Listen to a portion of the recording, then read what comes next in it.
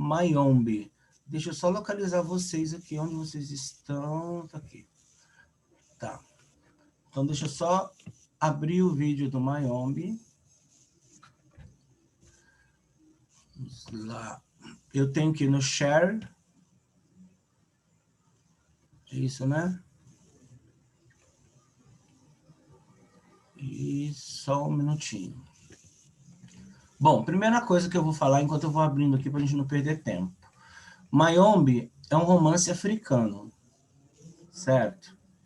E por que ter um romance africano na lista da FUVEST?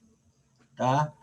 Esse movimento vem de uns 3 anos atrás, tá? De colocar a literatura africana. Começou com Pepetela, tá? Com o Terra Sonâmbula, e aí na onda do Pepetela... Oi? Você falou Terra Sonâmbula do Pepetela, Mia Couto, Terra Sonâmbula. Desculpa. Começou com... É que eu tô com... Começou com... Tô com Mia Couto na mão aqui. Começou com o Terra Sonâmbula do Mia Couto, e aí na esteira do Mia Couto, a FUVEST decidiu colocar também uma literatura africana, e aí colocou o Mayombe do Pepetela. Mas por quê? É uma maneira que eles encontraram de valorizar a cultura africana de países lusófonos. Porque o que nós tínhamos até então? Nós tínhamos ou todo aquele acervo literário da literatura brasileira, que não é pouco, conjugado com literatura portuguesa. Tanto, se você é um pouquinho mais velho, você lembra que no ensino médio, a professora dava aula de literatura portuguesa e dava aula de literatura brasileira. Dava aula das duas matérias. Ao mesmo tempo, você tinha o Fernando Pessoa, etc. Só que a literatura brasileira, a literatura portuguesa, ela é canônica, né? Camões, Fernando Pessoa, Mário de Sá Carneiro, Flor Bela Espanca, né? José Saramago, né? São autores que já estão canonizados. Então, o questionamento que foi feito é o seguinte: e os países africanos que falam português e têm português como língua oficial? É o caso de Macau, que é bilíngue, né? É mandarim com português. É o caso do Cabo Verde. É o caso de Moçambique. É o caso de Angola. Em Angola, por exemplo, você tem mais de 50 dialetos diferentes. Mas na escola, no trabalho, o que é falado, na verdade, é o português de Portugal. E o português de Portugal, claro que ele é diferente do português de Angola, que vai ser diferente do português brasileiro. Então, num programa chamado Roda Viva, o Mia Couto deu uma entrevista e o repórter perguntou: quais foram as suas influências literárias? E aí ele responde: olha, lá em Moçambique e também em Angola, chega muito mais literatura brasileira do que literatura portuguesa. A gente tem muito mais acesso à literatura brasileira e à portuguesa. Dito isto, eu te digo, os meus autores preferidos e que influenciaram a minha obra foi Jorge Amado, com Capitães da Areia, por conta da exuberância da natureza, natureza tropical, os ritos, né, afrodescendentes. Então, ele se identificou bastante com isso. E um outro autor que eu gosto muito, dois autores que eu gosto muito, é Guimarães Rosa e Graciliano Ramos. E aí você pensa no Graciliano Ramos, a premissa básica do Graciliano é construir um mundo com uma linguagem própria. Nesse mundo, os personagens passam por uma travessia existencial. Então, daí, isso explica por que o Guimarães ele cria neologismos. Aí você vai parar para pensar. Pega o Pepetela nem tanto, mas o Minha Couto, imagine, o português do Minha Couto é um português falado nas ruas. Se é falado na rua, tem um caráter de informalidade. O cara pega esse português, que é um português de Moçambique, que tem estruturas lexicais diferentes. Isso vai aparecer também no Pepetela, tá? E ele faz neologismo. Então, ele faz neologismo das histórias contadas em Moçambique.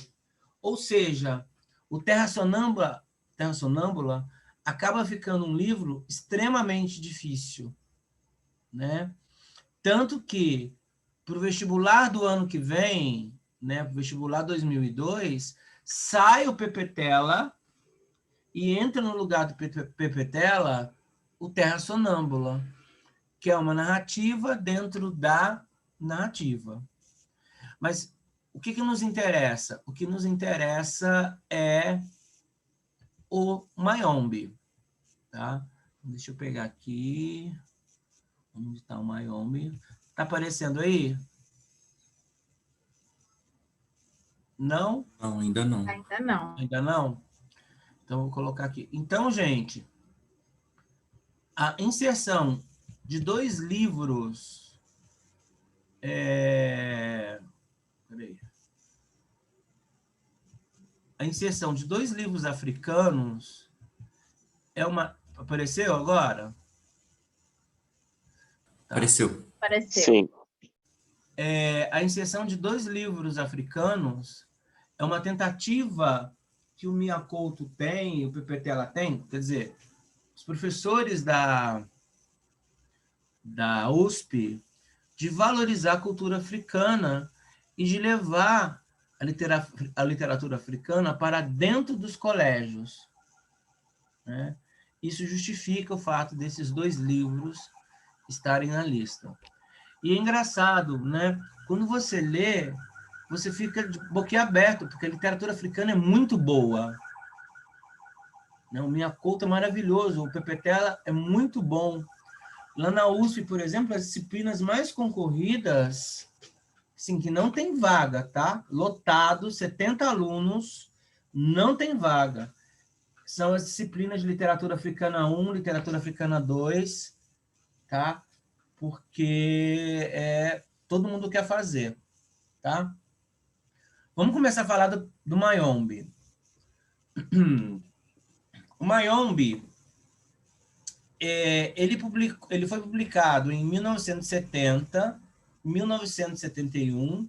Depois ele teve uma republicação tímida em 1980, né? Mas em 1997 que o Pepetela vai receber o prêmio Camões de Literatura. Tá? Esse prêmio Camões, ele é dado a todo grande expoente literário que escreve em língua portuguesa. Então, os países africanos se unem com, no caso, Portugal, né, e com o Brasil, se juntam. Acho que o valor do prêmio é 100 mil euros, né? E aí eles decidem. Ano passado aconteceu algo muito estranho. Quem ganhou o prêmio Camões foi o Chico Buarque de Holanda, né? Só o que aconteceu? Para ele receber o dinheiro, tinha que ter a assinatura de todos os presidentes. O nosso digníssimo se recusou a assinar para o Chico. Aí o Chico virou e falou assim: quer saber? Eu não preciso desse dinheiro e eu não quero um prêmio que esteja assinado por esse indivíduo. Ele esnobou, né, o prêmio Camões. Né? Então, achei ótimo. Claro que para vencer esse prêmio, o Camões, o Jabuti, é o que eu acho muito injusto. Você tem que já ter publicado um livro e já tem que ter um nome no métier, né? Mas se você é um escritor novato, você não publicou livro e você não é conhecido, então você nunca vai ganhar. O Chico ganhou o Jabuti 3 vezes ou 2. Ah, mas o Chico é o Chico. Ele pode não ser conhecido como romancista, mas ele é muito conhecido como compositor e como intérprete. Aí, claro que ele vai ganhar, né? Então, ele publica pela primeira vez em 1970 e 71. Do que trata o romance Mayombe? Primeira coisa, é um romance engajado. É uma narrativa bélica. Tá? Então, o projeto literário do Pepetela é construir uma narrativa bélica, recontar as guerras de Angola e, nesse recontar, mostrar as fissuras da guerra, os pontos fracos da guerra. Então, Pepetela é assim. Você tem Mayombe, que é uma floresta com mais de 50 metros de altura, que fica no norte de Angola. Essa região, ela é rica em petróleo. Há uns 2 anos atrás, caiu uma pergunta do Mayombe com geografia. Então, a pergunta A era: caracterize o narrador de Mayombe. Beleza. É um narrador polifônico. Vou explicar isso daqui a pouco. A segunda pergunta era de geografia. Era: qual é o clima da região de Mayombe e como ele se caracteriza? Eu lembro que eu fui fazer essa prova e quando chegou nessa questão, falei assim, eu vou lá saber como é o clima do norte de Angola. Brincou, né? Aí o que eu fiz? Eu, muito inteligente que sou, comecei a pensar. Mayombe tem 50 metros de altura, né? São árvores altas. Isso eu sabia, tá? Aí o que eu fiz? Eu peguei uma régua,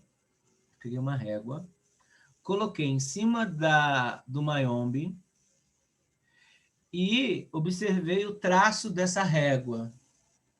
O traço dessa régua dava justamente em cima da floresta amazônica. Aí eu não titubeei. Eu falei assim, eu posso estar louco, mas eu ia errar a questão de qualquer maneira, então eu vou chutar. Aí eu respondi, o clima em Mayombe, no norte de Angola, é um clima equatorial. E o que é um clima equatorial? Muito quente e muito úmido, né? Acertei a questão. Acertei na cagada, né? Então, muita atenção. Até porque, então, o Mayombe é essa floresta que está no norte de Angola.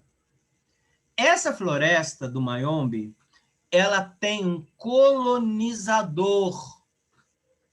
Quem é esse colonizador? São os Tugas, também conhecido como os portugueses. Então, você tem uma relação aí de colonizado com os colonizadores, que estão na região de Angola, do norte de Angola, porque é uma região petrolífera. O que acontece? Um grupo de guerrilheiros, e o Pepetela tinha 18 anos na época, repleto de ideais, se juntam e vão para dentro do Mayombe, para dentro da floresta, a fim de arquitetar um plano para expulsar os Tugas. Até aí, nenhum problema. Tá? Por quê? Porque todos os países africanos sofreram um processo de independência tardio, que é o caso de Moçambique e Angola. Né? Então, o que está acontecendo no Mayombe, final dos anos 60, aconteceu no Brasil nos anos 60 do século XIX com Iracema. Só que na Iracema você tem uma idealização do José de Alencar. O Mayombe não vai ter uma idealização. Por quê? Porque os grupos que estarão na floresta, lutando contra os portugueses, cada grupo pertence a uma ideologia diferente. Então, você tem o MP, Movimento Popular do Nacionalismo em Angola, MPLA, tem que decorar. Você tem o FNLA, tem que decorar porque isso é questão de geografia, que é a Frente Nacional de Libertação de Angola. E você tem o UNITA. Qual a diferença dessas ideologias? Então, todos os guerrilheiros estão na floresta, planejando expulsar os portugueses. Mas uma parte desses guerrilheiros pertence ao MPLA. Uma parte ao FNLA. E outra parte à UNITA. A questão é, os guerrilheiros que pertencem ao movimento de libertação de Angola, Movimento Popular de Libertação de Angola, são guerrilheiros filiados ao comunismo russo. Os guerrilheiros filiados ao FNLA são guerrilheiros filiados ao comunismo soviético. E o UNITA é o movimento filiado aos Estados Unidos, que pregava o liberalismo. Então, o que acontece? Os guerrilheiros de Mayombe têm dois problemas. Então, vou usar um negócio aqui. Tem dois problemas. Um problema gigante, que são os Tugas. Aí eu, que sou da MPLA, vou me juntar aos guerrilheiros do FNLA e vou me juntar aos guerrilheiros do UNITA. Onde nós vamos nos juntar? No meio da floresta. E a floresta sofre um processo de antropomorfização. A floresta é mãe. Então, a floresta vai nos proteger. Nós três, nós temos um objetivo em comum, que é expulsar os portugueses. Então, nós nos juntamos, ganhamos força, expulsamos os portugueses.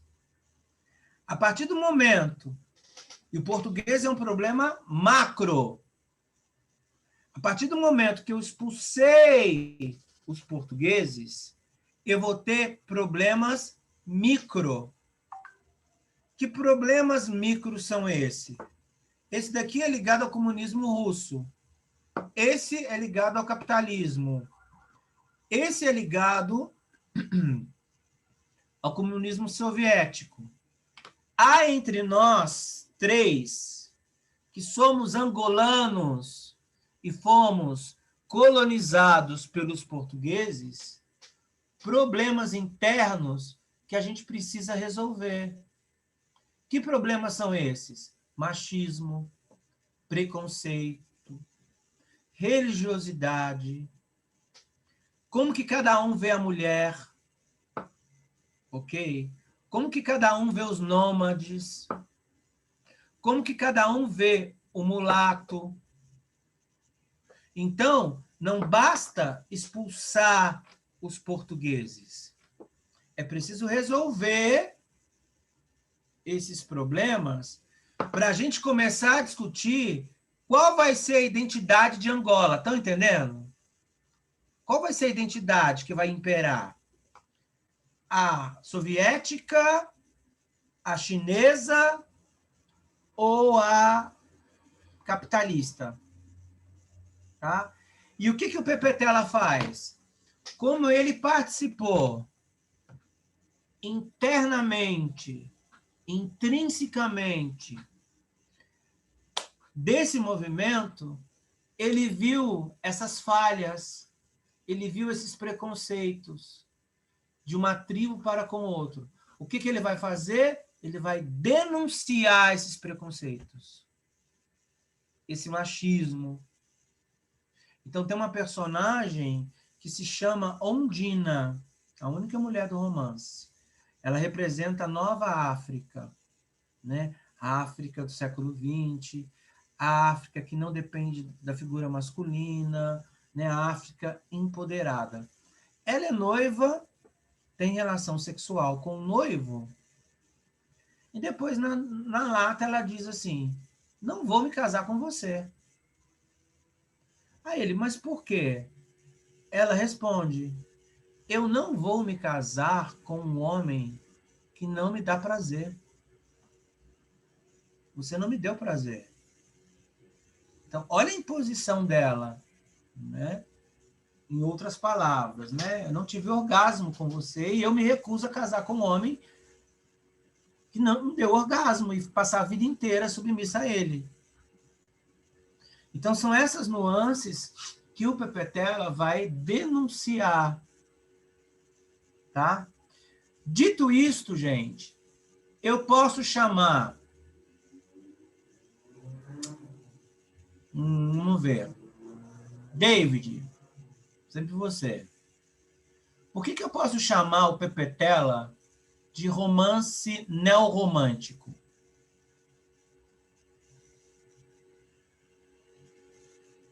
Tá conseguindo me ouvir? Sumiu? Alguém quer responder? Por que eu posso chamar, considerar o Pepetela? Travou, né? Então, vai tu, André, ou Diego. Por que eu posso chamar o romance? Eu posso considerar o romance Pepetela como uma narrativa neorromântica. O que ela tem de neorromântico? Quando tiverem questões assim, neorromântico, você lembra do romantismo. Qual o projeto literário do romantismo? Criação de uma identidade nacional, o nacionalismo. Por que o Pepetela é neorromântico? O que os guerrilheiros estão fazendo na tribo? Estão fazendo no Mayombe? Lutando pela sua identidade, o quê? Nacional. Então, eu tenho no Mayombe um romantismo tardio. Por isso ele pode ser considerado neorromântico. E por que eu posso considerá-lo neorrealista? Qual é o projeto do realismo? Fazer uma denúncia social e política da alta burguesia. Tenta encaixar isso no Pepetela. Você tem uma denúncia social e política, mas não é da alta burguesia. São dos guerrilheiros. Então, ele é um romance realista, porque ele faz uma denúncia social e política, só que não da elite angolana, mas dos guerrilheiros, que são jovens, prontos e pobres para irem à guerra. E por que eu posso chamar o romance do Pepetela de neonaturalista? Porque a natureza sofre um processo de antropomorfização. No capítulo 3 isso fica evidente. Ele fala que ela é a mãe dos homens. Ele fala que ela pariu os guerrilheiros, né? E alguns personagens são descritos como animais, né? Das 3 escolas, a mais fraca é o naturalismo. Mas neorrealista e neorromântica, tá? Então, cuidado, porque isso pode ser uma pegadinha. Você está lá fazendo uma prova e se depara com uma informação, uma afirmação de que o romance bélico do Pepetela, que trata da guerra civil em prol da independência de Angola, é um romance com características românticas. Qual é a principal característica romântica? A nacionalidade. A segunda, a idealização que ele faz da floresta. Tá? A construção dos personagens, guerreiros, que lutam por um motivo só, a independência de Angola. Isso tudo coloca Angola, melhor, coloca o Mayombe numa posição romântica. Tá? Então, o livro está aí, ó, o livro publicado entre 70 e 71, trata da Guerra de Independência de Angola, onde você tem o MPLA, Movimento Popular de Libertação de Angola, em luta contra os portugueses. Depois ele vai mostrar os outros. Tá? O livro funciona como um relógio histórico. Gente, pode aparecer uma questão do Pepetela com 9 noites. De que maneira a natureza é tratada no 9 noites e no Pepetela. No Pepetela, a natureza é agradável, apesar de eles estarem isolados. A natureza protege. No 9 noites, o Xingu arrasta os índios, né? Eles são arrastados, a natureza é inóspita. Tá? O livro trata da reconstruída de Angola, reconstrução, a partir da visão, olha lá, de um guerrilheiro que participou ativamente pela libertação. Eis a diferença entre Mayombe e entre 9 noites. O objeto do 9 noites está aqui. Que objeto é esse? O assassinato do Buell Queen. Tá? Aí você tem o narrador no 9 noites que lê numa notícia de jornal que o Buell Queen se suicidou. Aí ele entra numa jornada obsessiva para descobrir o que levou o Buell Queen, que é um personagem que existiu, a se suicidar. Aí ele revisita cartas, fotos, relatos, etc. No Romanceiro da Inconfidência, o elemento chave está aqui, que é a Inconfidência Mineira. Só que o narrador está o quê? Está distante, porque a Cecília não conviveu. Cecília não tem 300 anos. Ela não conviveu ativamente na independência mineira. O que ela tem da Inconfidência Mineira são lembranças, são memórias que estão documentadas, porque fazem parte do imaginário coletivo do Brasil. A Inconfidência foi algo bom, foi feito por heróis. Então, ela se aproveita disso e faz o romanceiro. O que acontece com Mayombe? Mayombe, está aqui, a floresta. Os Tugas estão aqui. O narrador do Mayombe, ele participou da guerra. Estão entendendo? Você não tem um buraco, um distanciamento temporal. O Pepetela tinha 18 anos e participou da guerra contra os Tugas. Então, você tem uma história que é recriada a partir da visão de um guerrilheiro que lutou pela luta de Angola. Só que Nessa alusão, ele constrói, apesar do romantismo, de lutar contra os tugas, de se libertar dos portugueses, ele, o Pepetela, faz uma denúncia social do massacre causado por essa guerra civil. Tá? A pobreza, a fome, a corrupção do período pós-colonial, os impactos sociais. Coisa que você não encontra na Iracema.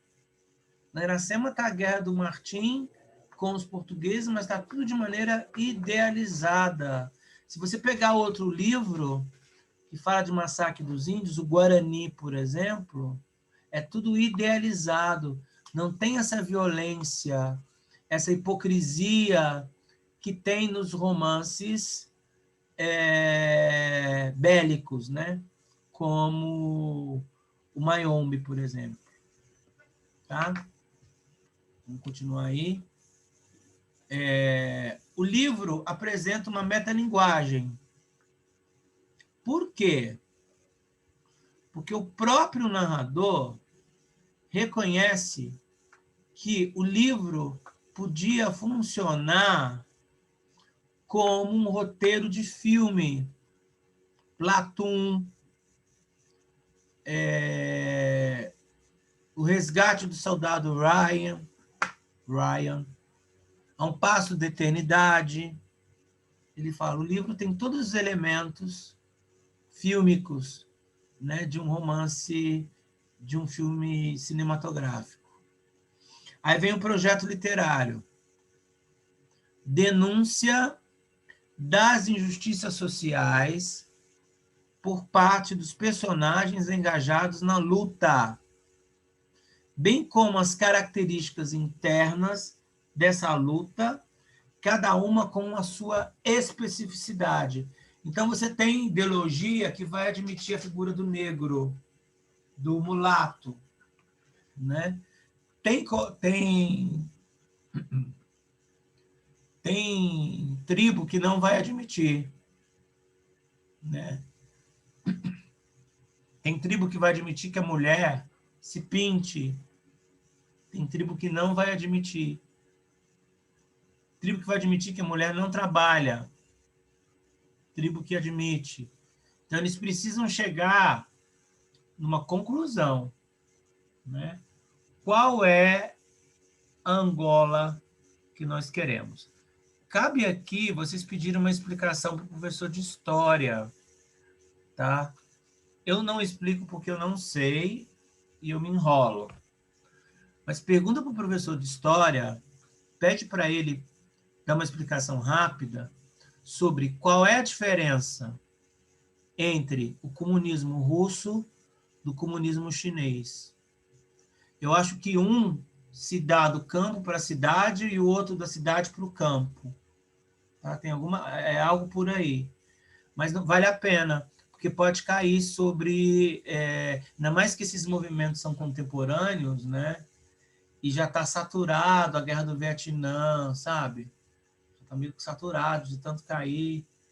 Então, pode ser que o FNLA ou o MPLA caia. Então, pede para ele, professor, pode explicar para a gente a diferença entre as duas? Aí você já anota e já vai, né?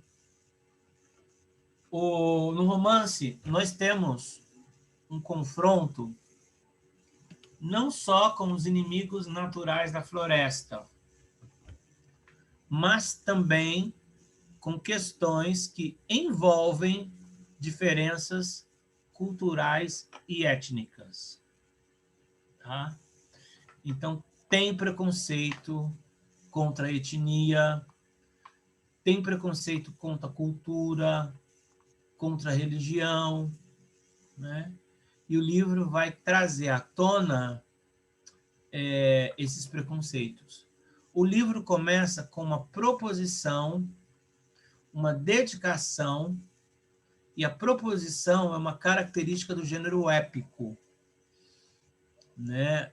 Nos Lusíadas, por exemplo, Vasco da Gama faz uma proposição agradecendo Dom Sebastião. Aqui, ele faz uma proposição e nela ele agradece a Prometeu, que ele chama de Ogum africano. Tá? Quem é Prometeu? Era um deus ou um semideus, tá? Que ousou dar aos homens o fogo. Ele tira o fogo da caixa de Pandora. Ele entrega para os homens.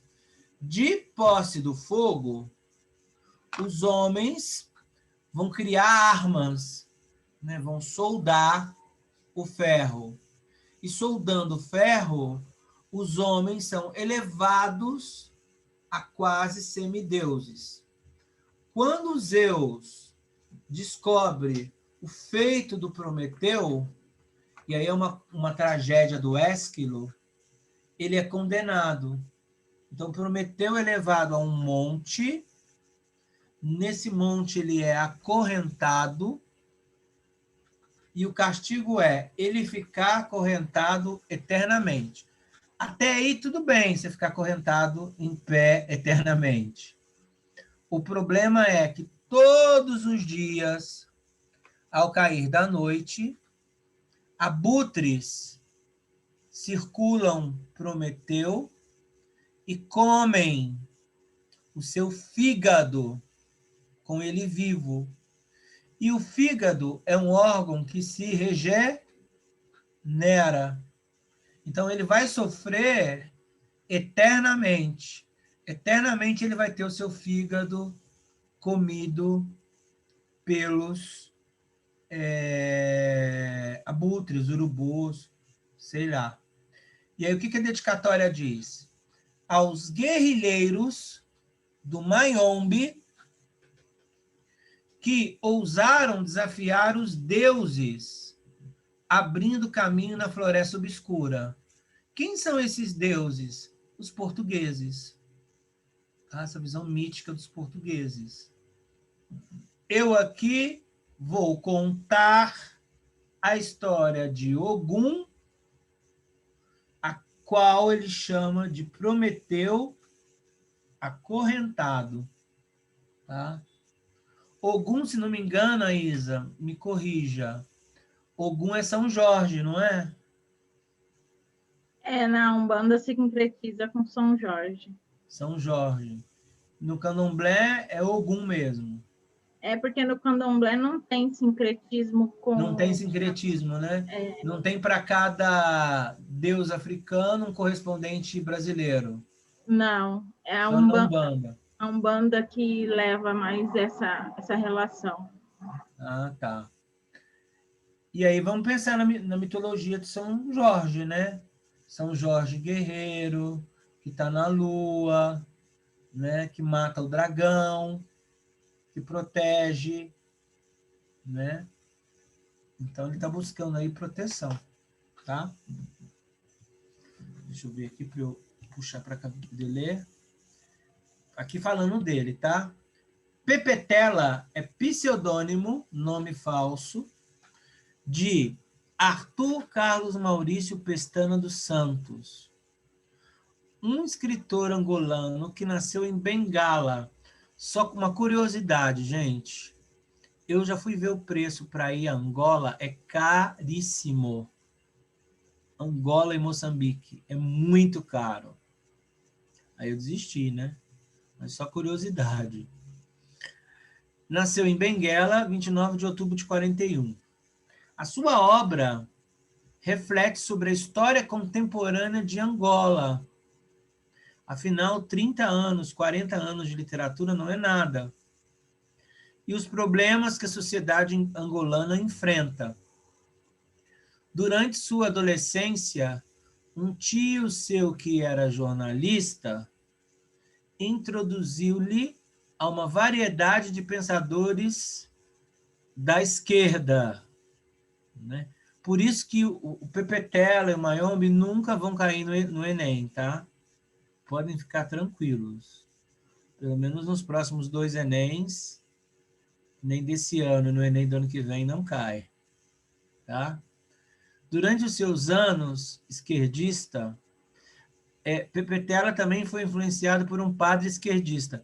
É engraçado, né, que na literatura todos os padres são de esquerda, né? São comunistas que comem criancinha, né? Matam criancinha.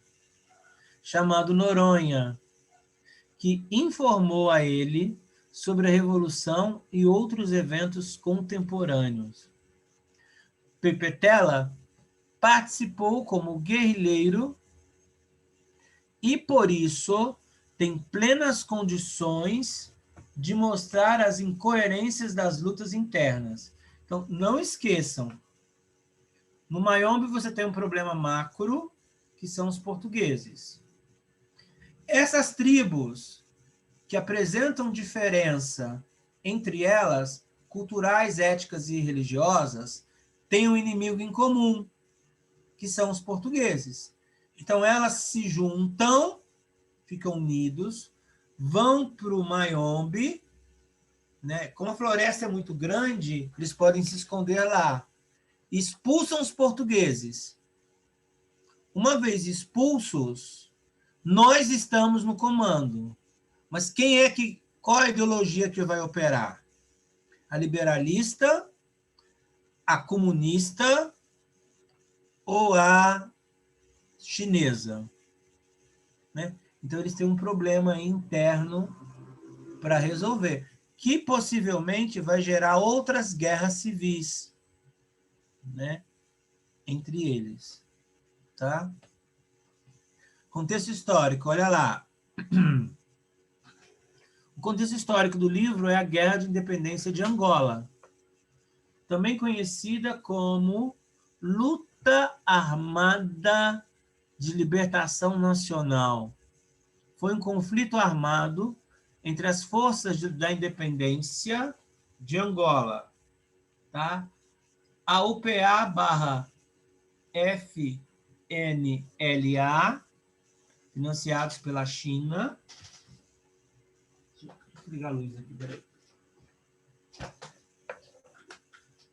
Financiados pela China, o MPLA, né, que dominava a colônia, o MPLA, financiado pela União Soviética, e o UNITA, que dominava os Estados Unidos. E as Forças Armadas de Portugal, que era o grande inimigo, né, que até então dominavam a colônia angolana. A guerra teve início, olha o tempo, hein?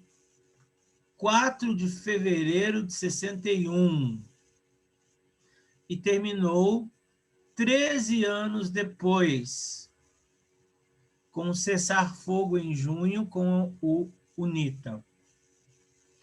Em outubro, quem cessou foi o FNLA, né?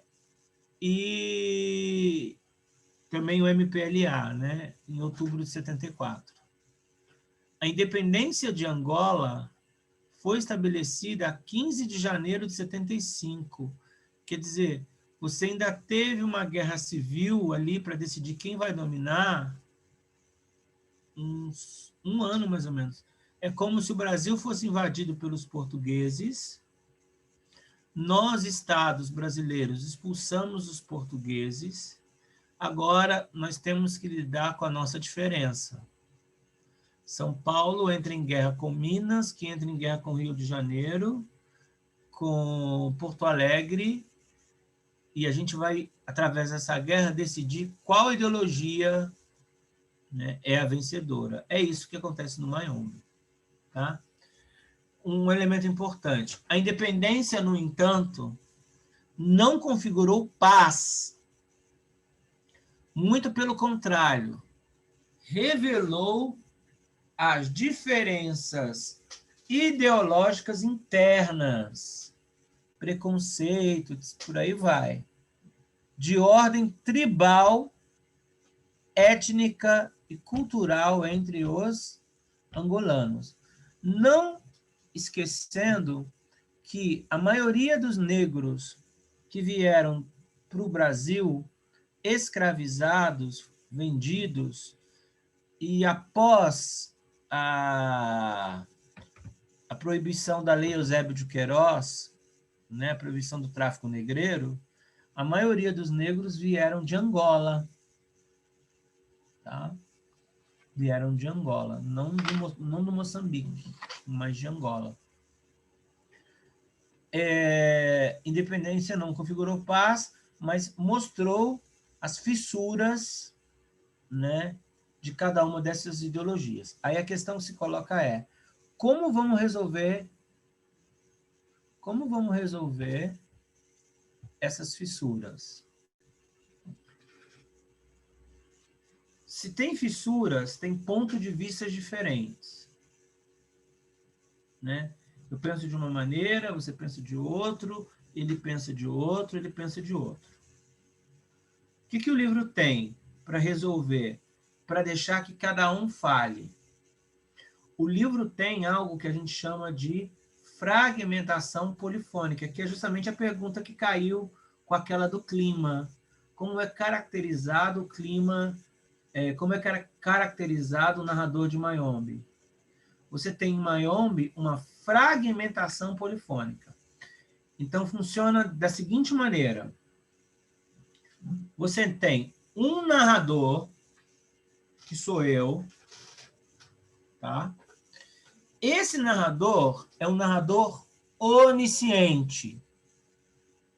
Significa que eu entro na cabeça de cada um. O que eu, enquanto um narrador onisciente, vou fazer?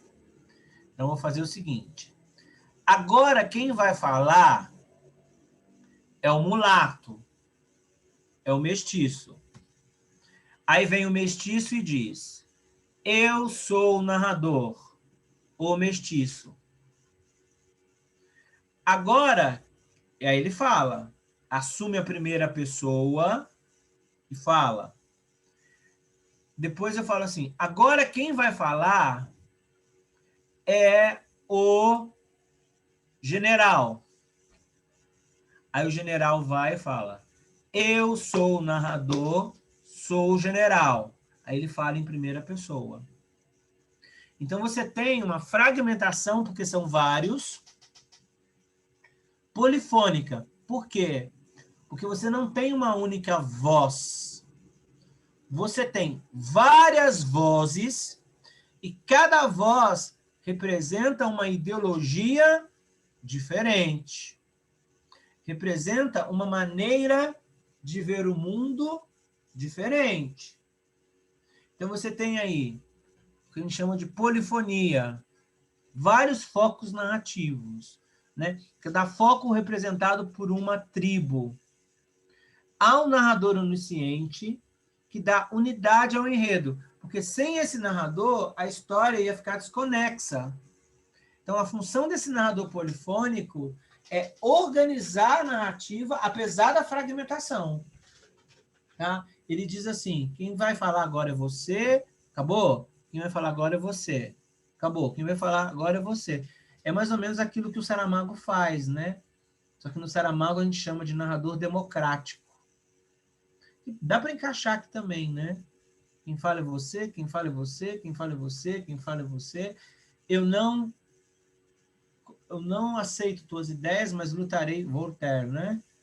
Rousseau, não sei. Mas lutarei até o final para que você as fale, né? Então, polifonia. Vários focos narrativos. Há um narrador onisciente que dá uma unidade ao enredo. Mas este se intercala com as vozes de cada personagem que narra em primeira pessoa os fatos. Então, muita atenção nisso. O narrador onisciente narra em terceira. O narrador que representa as aldeias, ele narra em primeira. Então, o olhar dele para a guerra é em primeira pessoa. Todos esses narradores, tá, ele tem um traço comum, né? Cada narração tem a sua especificidade, sua visão de luta, sua visão de vingança, né? Que está amplamente relacionada à diversidade étnica e cultural de cada integrante da guerrilha.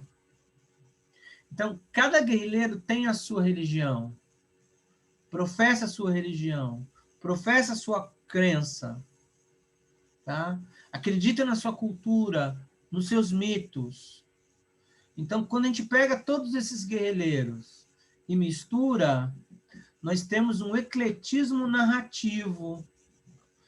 O que é ecletismo? É mistura, onde o personagem vai representar essa mistura heterogênica. Então, temos um ecletismo narrativo. Há entre esses narradores um traço comum. Que traço é esse? Insatisfação quanto ao colonizador versus interesses particulares. Insatisfação quanto ao interesse colonizador é macro. É macro. Tá? Isso daqui é macro. A nossa insatisfação é contra os tugas, quanto os portugueses. Isso se opõe aos interesses particulares de quem? De cada integrante da tribo. Ao defender a minha tribo, eu estou defendendo os meus interesses particulares. Né? Então, você tem esse choque aí. O livro é dividido em 5 capítulos, mais um epílogo, tá? Tem um narrador em terceira pessoa e os demais, que são os guerrilheiros, estão todos em primeira pessoa. E aqui o aspecto mais importante, cada narrador é a representação de uma tribo diferente e da sua respectiva cultura. O grande desafio é, após Portugal ser expulso, como vamos conciliar essas narrativas, essas culturas, sem que haja guerra, sem que mais sangue seja derramado? Né? Essa é a grande questão do romance. Ok? O primeiro narrador que eu acho que é o mais legal é o Mestiço, que é chamado de Teoria. Tá? Então, Mestiço, eu, narrador, sou o Teoria. Ele é o professor da base. Ele é o que tem mais cultura. Ele é o que ensina. Temos também, coloquei alguns personagens, né? O Mundo Novo, olha o nome, Mundo Novo. E esses nomes são alegóricos. Mundo Novo representa os marxistas, tá? Que acreditam que o marxismo é a solução. Muantianvua, que é um personagem destribalizado, né? Ele é cidadão do mundo, ele não pertence a raça nenhuma. Tá? Nele, nós temos uma ausência de identidade. Né? Temos uma relação entre o sem medo e o comandante do grupo. O sem medo é o personagem que não tem medo de nada, tá? Que se relaciona com o comandante. Eu, narrador, sou o comandante. A relação entre os dois é uma relação de pai e filho, ou seja, uma relação de aprendizagem. Tá? Sem medo apresenta uma personalidade formada, tá? Enquanto o personagem comissário, ele precisa passar por ritos de passagem e aprender nesses ritos para se tornar um homem. Tá? O comandante, que é a representação do herói épico, se é épico, é protegido pelos deuses, tem características sobre-humanas, né? Então ele representa aí o herói épico. E toda guerra tem um herói, né? Toda guerra é um processo épico. tá? E o personagem comissário, que é a representação do herói moderno, uma vez que o herói moderno, ao contrário do herói épico, ele é repleto de falhas, né? Ele tem medo. Então tem esse elemento aí também. Ok? Os personagens são alegóricos, todos apresentam nomes de combate. Tá? O que o Pipetela faz? Ele humaniza esses personagens e, ao humanizar, ele tira a heroicidade desses personagens. Porque a tendência é você ver guerrilheiros de guerra como heróis. Quando ele humaniza, mostrando que esses heróis têm defeitos, ele tira desses personagens essa europeização, essa humanização, essa heroicidade. E, ao fazer isso, ele expõe as entranhas do movimento. Ou seja, ele mostra que o movimento do Mayombe não foi um movimento tão romântico assim, feito por heróis que lutaram pela independência de Angola até o fim. Tá? Então, as entranhas do movimento são mostradas. O racismo, a corrupção, o machismo. Tá? E aí você tem uma caracterização dos heróis, né, dos guerrilheiros com Odisseu, que está voltando para casa. Né? Então, os heróis são caracterizados com características humanas, eu já falei. A exceção, que a gente vai ver na próxima aula, é a Ondina. É a única mulher que perpassa toda a história do livro. Ela é sedutora, atraente, é o inverso do machismo ao declarar seus desejos. Se sabe que a África é um país extremamente machista, né? Questiona as atitudes dos homens,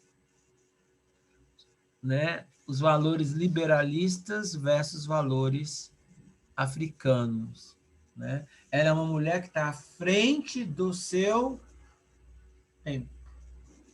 Beleza? Tá E aí lembrando, paramos por aqui, tá? Angola é poligamia, né? Acho que a Andina Né? questiona também isso quando ela se dá a liberdade de ter outros homens.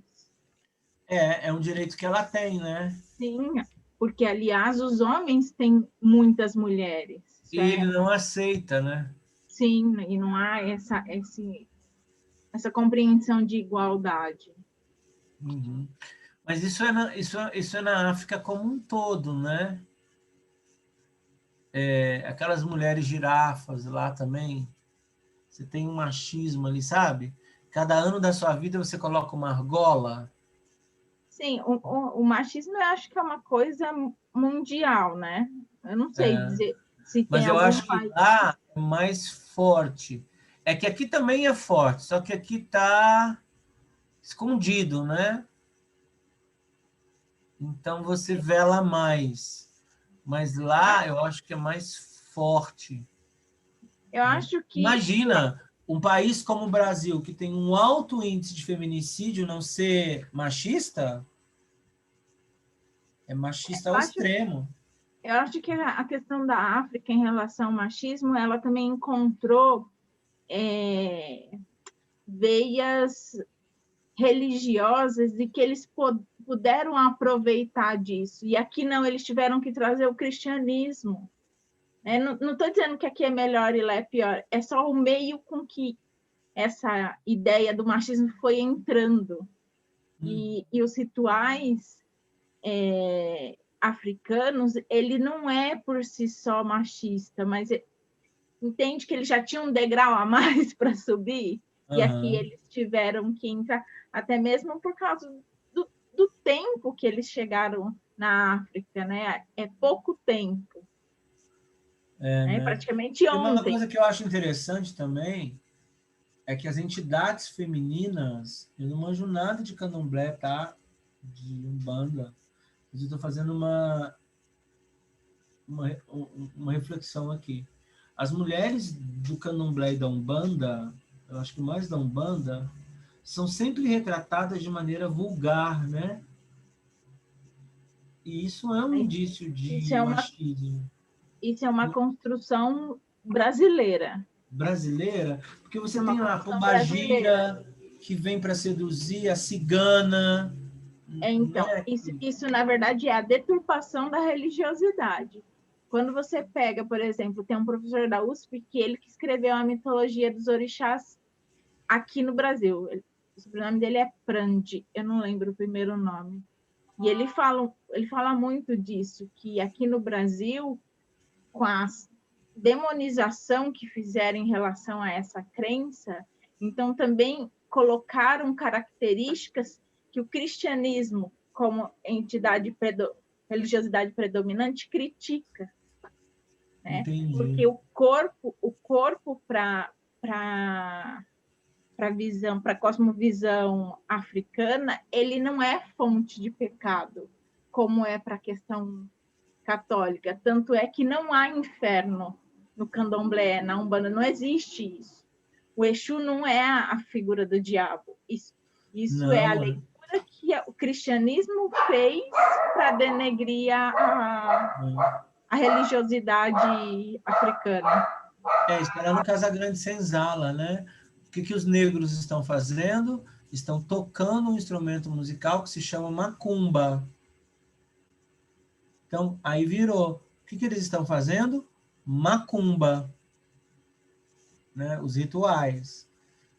E aí é onde esses rituais, a partir do olhar católico, né, dos homens da Casa Grande, começaram a ter um ritual que é pejorativo, né? Então, é onde algumas figuras, como Exu, por exemplo, passa a ser visto não como seres transitórios, né? Que é o que eles são, mas como do mal, né? Enfim. A própria Mantita de ontem, do Campo Geral. Por que eles têm medo dela? Porque ela é feiticeira. E quem é feiticeira? Que é da bruxaria.